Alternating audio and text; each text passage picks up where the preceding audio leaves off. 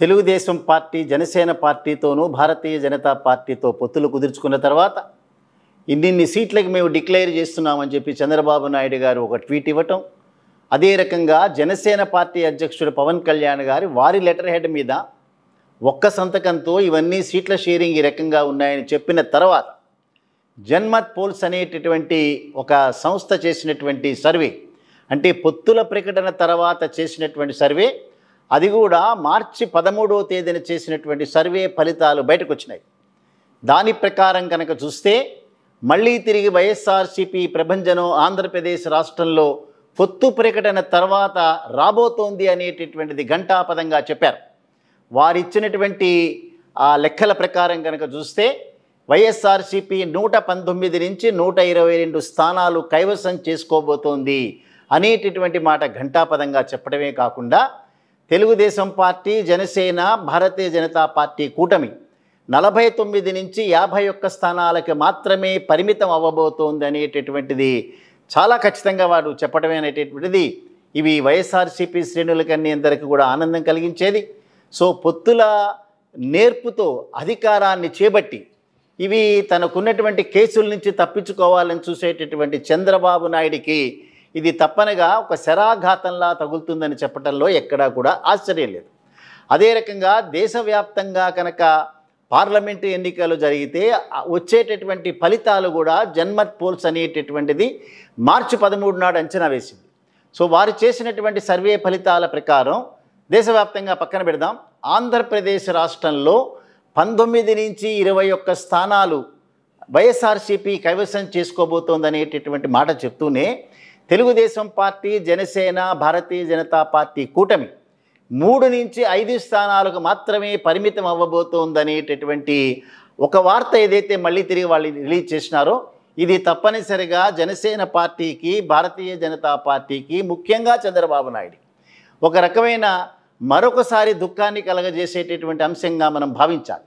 So దేశవ్యాప్తంగా చూస్తే భారతీయ జనతా పార్టీకి 327 స్థానాలు వచ్చేటటువంటి అవకాశాలు ఉన్నాయని చెప్పారు. కాంగ్రెస్ పార్టీ 55-56 స్థానాల లోపలే పరిమితం అవుతుందని చెప్పారు. సో ఈ వివరాలతో కనుక మనం చూస్తే ప్రతి వారానికి ఒకసారి చేసేటటువంటి సర్వేలు అంచెలంచెలుగా పెరుగుతూ వస్తున్నటువంటి గ్రాఫ్ ఏదైతే ఉందో భారతీయ వైసీపీ పార్టీ, ముఖ్యంగా పొత్తు ప్రకటన తర్వాత వైసీపీకి సంబంధించినటువంటి గ్రాఫ్ మరింతగా పెరిగింది అనేటటువంటిది జన్మత్ పోల్స్ చెప్పినటువంటి సారాంశం. మనం మామూలుగా కనుక మనం చూసినా కూడా మైనారిటీలకు సంబంధించినటువంటి ఓట్ బ్యాంక్ అనేటటువంటిది దాదాపుగా 12% ఆంధ్రప్రదేశ్ రాష్ట్రంలో 8% ముస్లిమ్స్ ఉన్నారు, 4% పైబడే క్రిస్టియన్ల యొక్క సంఖ్య ఉంది. సో ఈ 12% ఈ రోజున తెలుగుదేశం పార్టీ ఎప్పుడైతే భారతీయ జనతా పార్టీతో జతకట్టిందో, అసలు ఆంధ్రప్రదేశ్లో లేనటువంటి పార్టీ, అంటే కేవలం 1%కే పరిమితమైనటువంటి 19 ఎన్నికల్లో భారతీయ జనతా పార్టీకి 6 పార్లమెంటు స్థానాలు, 10 అసెంబ్లీ స్థానాలు కేటాయించినటువంటి తెలుగుదేశం పార్టీ మీద తప్పనిసరిగా మైనారిటీలకు సంబంధించినటువంటి వ్యక్తులందరూ కూడా గుర్రుగా ఉన్నారు అనేటటువంటిది జన్మత్ పోల్స్ చెప్పినటువంటి సారాంశం. సో ఆ లెక్క ప్రకారం లేటెస్ట్గా మార్చి 13వ తేదీన చేసినటువంటి సర్వే వివరాల ప్రకారం ఇప్పటికప్పుడు కనుక ఎన్నికలు జరిగితే అది కూడా పొత్తు ప్రకటనల తర్వాత చంద్రబాబు నాయుడు గారు డిక్లేర్ చేస్తున్నారు, రాష్ట్ర అవసరాల కోసం, దేశ అవసరాల కోసం భారతీయ జనతా పార్టీతో పొత్తు పెట్టుకున్నామని. భారతీయ జనతా పార్టీ కూడా డిక్లేర్ చేసింది పోలవరం అనేటటువంటిది చంద్రబాబు నాయుడికి ఏటీఎంగా పనికొచ్చింది, ఎప్పటికి డబ్బులు అవసరం పడితే అప్పుడు పోలవరం ద్వారా దండుకున్నారని సాక్షాత్తు ప్రధానమంత్రి మాట్లాడినాడు. అదే రకంగా నరేంద్ర మోడీ కనుక తిరిగి పార్లమెంట్ ఎన్నికల్లో కనుక గెలిస్తే ముస్లింల యొక్క ఓటును కూడా తీసివేస్తాడనేటటువంటిది ఆ వీడియో ఏదైతే వైరల్ అవుతుంది.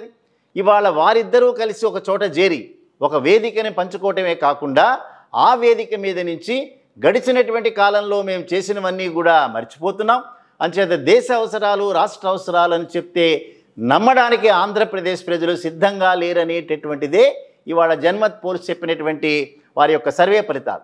సో మనం కనుక చూస్తే జన్మత్ పోల్స్ ప్రకారం అనేక సర్వే సంస్థలు చేసినటువంటి సర్వేల ప్రకారం కూడా వైఎస్ఆర్సీపీ మళ్ళీ ప్రభంజనం సృష్టించబోతోందని వారు ఏదైతే సర్వే ఫలితాలు చెప్పారో, మొన్న మేదరమెట్లలో జరిగినటువంటి సిద్ధం సభలో ప్రతి ఒక్క వైఎస్ఆర్సీపీ నాయకుడి యొక్క ముఖంలో ఇవన్నీ కూడా ప్రతిబింబించినాయి అనేటటువంటిది తప్పనిసరిగా చెప్పక తప్పదు. జగన్మోహన్ రెడ్డి గారు ముఖ్యమంత్రి హోదాలో వారు దాదాపు 1:20 పాటు వారు చేసినటువంటి ప్రసంగంలో 175 స్థానాలు మేము కైవసం చేసుకుంటామనేటటువంటి ఆ యొక్క కాన్ఫిడెన్స్ ఏదైతే ఉందో అది ఎక్కడా కూడా డిస్టర్బ్ కాలేదు. రేపు 16వ తేదీన పులివెందల ఆ ప్రాంతంలో ఏదైతే 2019 ఎన్నికల్లో 175 స్థానాలు డిక్లేర్ చేశారో, 25 పార్లమెంటు స్థానాలకి డిక్లరేషన్ జరిగిందో, రేపు 16వ తేదీన మరి సర్వే సంస్థలందరూ ఇచ్చినటువంటి సర్వే ఫలితాల ఆధారంగా తను ఆల్రెడీ ఐపాక్ సంస్థ ఏదైతే చాలా అద్భుతమైనటువంటి సంఖ్యలో మీరు రాబోతున్నారు అనేటటువంటిది ఏదైతే వారి సర్వే ఫలితాలు ఇచ్చారో ఆ ఫలితాల ప్రకారమే అనేక మార్పులు చేసుకుంటూ వస్తున్నారు.